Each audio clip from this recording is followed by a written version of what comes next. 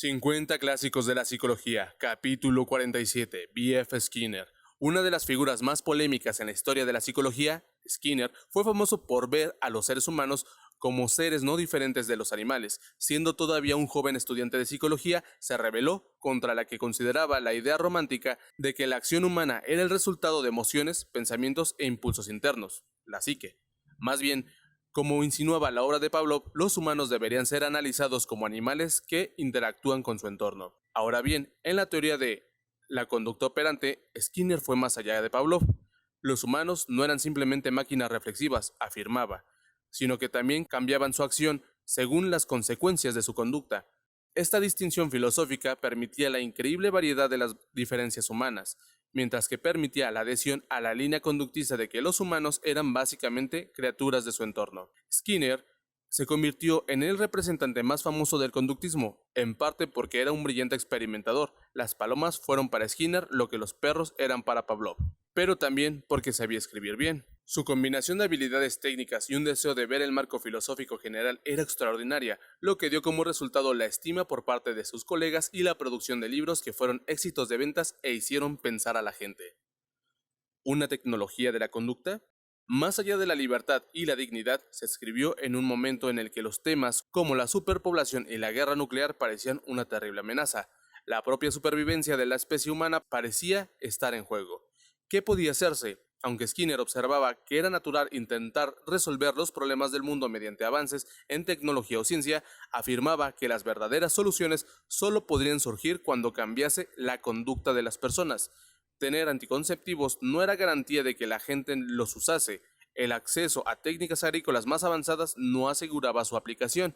Eran las personas las que causaban los problemas, pero no bastaba con crear una mejor relación entre las personas y la tecnología, ni siquiera cómo personalizar la tecnología.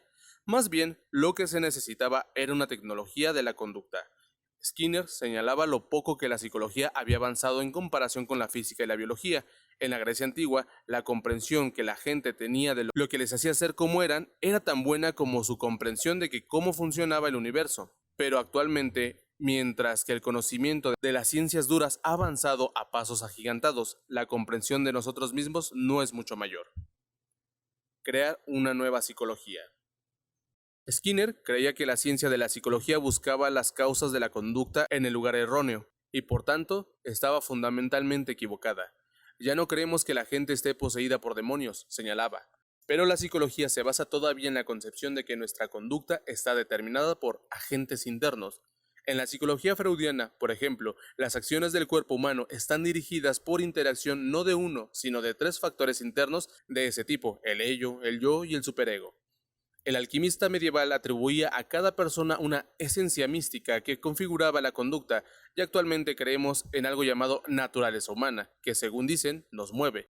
La conclusión es que se nos dice que todos los problemas del mundo se reducen a cambiar las actitudes internas, superar el orgullo, reducir el deseo de poder o la agresividad, aumentar el amor propio, crear un sentido de finalidad, etc.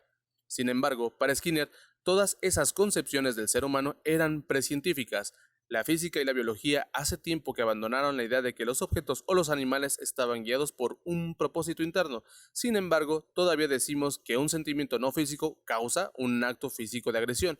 Se da por sentado que los estados mentales causan la conducta. Este mentalismo, como lo llama Skinner, significaba que la conducta no se estudiaba por derecho propio. Skinner observaba que si preguntamos a alguien por qué fue al teatro y dice «porque me apetecía», aceptamos esto como una explicación. Sin embargo, sería más apropiado saber lo que le hizo ir en el pasado, lo que había leído u oído acerca de la obra y cualquier otro factor ambiental que hubiese conducido a su decisión de ir.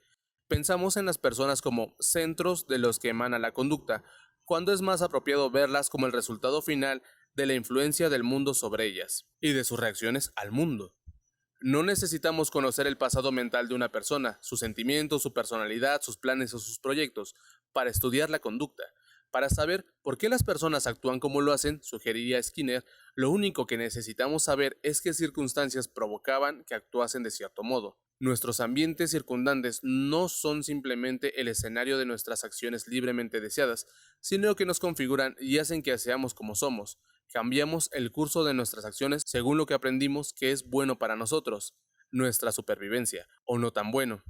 Creemos que actuamos de manera autónoma, pero es más exacto observar que actuamos según lo que refuerza nuestras acciones, lo mismo que una especie prospera o se debilita según cómo interactúe con su entorno y se adapte a él. Así la persona que somos es el resultado de nuestra interacción y adaptación al mundo en el que hemos nacido. Mejores entornos, no mejores personas. ¿Qué significa el título de Skinner más allá de la libertad y la dignidad? Él reconocía que la literatura de la libertad había tenido éxito en el pasado para inspirar a la gente a rebelarse contra las autoridades opresivas. Esos textos naturalmente relacionaban el control y la explotación de los seres humanos con el mal, y evitar ese control era algo bueno. Pero a Skinner le parecía que faltaba algo en esta ecuación simple. En realidad, hemos diseñado nuestras sociedades para que contengan muchas formas de control que se basan en la aversión o en el incentivo en lugar de la fuerza descarada. La gente está más dispuesta a someterse a muchas de estas formas más sutiles de control, pues en última instancia sirven a sus propios fines sociales o económicos. Por ejemplo, millones de personas odian sus trabajos, pero siguen en ellos por las consecuencias que se derivarían de no trabajar. Son controlados por la aversión más que por la fuerza, pero controlados al fin y al cabo. Prácticamente todos nosotros vivimos en comunidades y para mantenerse las comunidades exigen una cierta cantidad de control. ¿No sería mejor admitir que no somos tan libres y autónomos como nos gustaría creer, estar abiertos a elegir las normas de control a las que nos someteremos? ¿Por qué no volvernos científicos respecto a las formas de control que resulten más efectivas? Esta es la esencia del conductismo. El castigo, según Skinner, es una manera torpe de tratar con la gente que no ha entendido y no ha respondido adecuadamente a las metas generales de la sociedad. Un modo más apropiado es cambiar las conductas reforzando cursos de acción alternativos. No se puede dar a la gente un propósito o una intención, pero se puede hacer que algunas conductas sean más atractivas y otras menos. Dado el enorme poder configurador del entorno, escribe Skinner, es un uso mucho mejor de los recursos de una cultura proceder al diseño de mejores entornos que de mejores seres humanos. No podemos cambiar una mente, solo podemos cambiar el entorno que puede estimular a alguien a actuar de manera distinta. Eslabones en una cadena. La idea central de Skinner era que gastamos una enorme cantidad de energía defendiendo la ética del individualismo, cuando como especie podríamos lograr más centrándonos en el tipo de situaciones ambientales que proponen logros notables. No negaba que hubiera personas especiales que hacían tremendas contribuciones, pero creía que produciríamos más personas así no a través de una ética de individualismo triunfante, sino a través de la creación de entornos más propicios. Sin duda alguna, era más productivo vernos como eslabones en una larga cadena, configurada por nuestra historia genética y nuestro entorno, pero también con la capacidad de modelar a su vez el entorno. Comentarios finales. Más allá de la libertad y la dignidad, suscitó una gran polémica cuando se publicó, ya que parecía socavar la ética de la libertad personal. Pero, ¿eran las ideas de Skinner realmente tan peligrosas? La libertad es un hermoso concepto, pero las culturas y las comunidades, por su propia naturaleza, requieren un denso aparato de control para sobrevivir. Skinner describió la evolución de una cultura como una especie de gigantesco ejercicio de autocontrol, que no era muy distinto del modo en que los individuos organizan su vida para asegurar la continuidad de su existencia y su prosperidad. Por tanto, el control era un hecho de la vida. Su idea central consistía en apuntar que era posible crear culturas en las que hubiese menos control a través de la aversión, como la amenaza del castigo, y más control positivo con el que la gente estuviera de acuerdo. Este era el escenario esbozado en su clásica utopía de ficción, Walden 2. En la superficie parece una especie de comunismo primitivo, pero la diferencia clave es que la ideología comunista se construía en torno a una fe errónea de la naturaleza humana. Por el contrario, el conductismo intentaba analizar científicamente cómo actúan realmente los seres humanos. Cualquier cultura derivada de sus ideas no se edificaría sobre una vana esperanza, sino sobre hechos observables. Uno de los aspectos más fascinantes de Skinner, que quizá resulte revelante en nuestros días, es que las culturas que ponen la libertad y la dignidad por encima de todo lo demás, que adopta el punto de vista romántico de la psicología respecto a la libertad de la persona interna, corren el riesgo de ser superadas por otras culturas que colocan en primer lugar su supervivencia. Los países pueden enorgullecerse de ser correctos, pero tal inflexibilidad no siempre garantiza futuro. Si siempre has mantenido firmemente una creencia a lo Ayn Rand en la responsabilidad personal, la libertad y la primicia del individuo, Skinner puede producir una revolución en tu manera de pensar. ¿Creía realmente que había que abolir la idea del individuo? No, simplemente la de persona interna, que se dice manipula heroicamente su entorno para lograr sus propios fines. Analizándolo científicamente, decía Skinner, no cambiamos a los seres humanos, igual que el análisis a Newton hacía del arco iris no disminuía su belleza.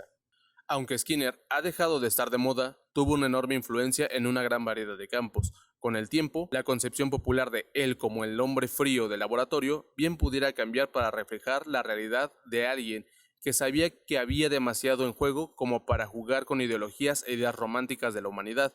Al proponerse hallar una base científica para mejorar nuestro destino, fue un verdadero filántropo. B.F. Skinner.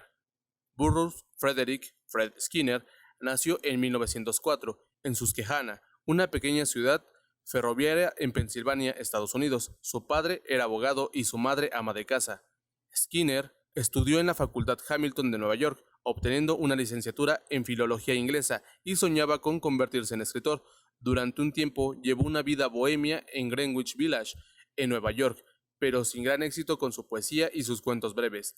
Tras conocer los libros de Pavlov y de John B. Watson, el fundador del conductismo, se matriculó para estudiar psicología en la Universidad de Harvard. En Harvard, completó un máster y realizó el doctorado. Se convirtió en investigador y en docente en la Universidad de Minnesota, 1935 al 45, y en la de Indiana, 1945 al 48. Fue jefe del Departamento de Psicología y es allí donde Skinner llevó a cabo una gran parte de los experimentos que le hizo famoso. Volvió a Harvard en 1947 como conferenciante y más tarde llegó a ser catedrático de psicología Edgar Pierce. Entre los muchos honores de Skinner destacan la Medalla Nacional de Ciencias otorgada en 1968 por el presidente Lyndon B. Johnson. Sus libros incluyen La conducta de los organismos, 1938, Walden II, 1948, La conducta verbal, 1957, célebre criticada por Noam Chomsky, La ciencia y la conducta humana, 1953, y Sobre el conductismo, 1974. Su biografía en 3 partes se publicó bajo el título Detalles de mi vida, 1976, La formación de un conductista, 1979, y Cuestión de resultados, 1983. Skinner murió de leucemia en 1990. 1999. Conversaciones difíciles. Las personas con las que trabajamos presentan menor ansiedad y mayor afectividad en todas sus conversaciones. Descubrieron que tenían menos miedo de que los otros pudieran decir. Tenían un mayor sentido de libertad de acción en situaciones complicadas, más confianza en sí mismos y un sentido más fuerte de integridad y amor a sí mismos. Aprendieron también que, con frecuencia, tratar de manera constructiva temas difíciles y situaciones peliagudas fortalece una relación, y esto constituye una oportunidad demasiado buena como para dejarla pasar. En resumen, las conversaciones difíciles nos dan la posibilidad de transformar una relación, pero solo si dejamos simplemente de entregar nuestro mensaje y tratamos de descubrir por qué la otra persona actúa como lo hace. Obras relacionadas: Robert Bolton, Habilidades personales; Robert Cialdini, Influencia; Susan Forward, Chantaje emocional; y Carl Rogers, El proceso de convertirse en persona. Y fin, hemos llegado a otro final del capítulo. Espero que haya sido de su agrado. Suscríbanse, denle like y esperen este nuevo contenido. Va a estar bueno, se los aseguro. Ya más coqueto, más chido. De verdad que sí. Bye.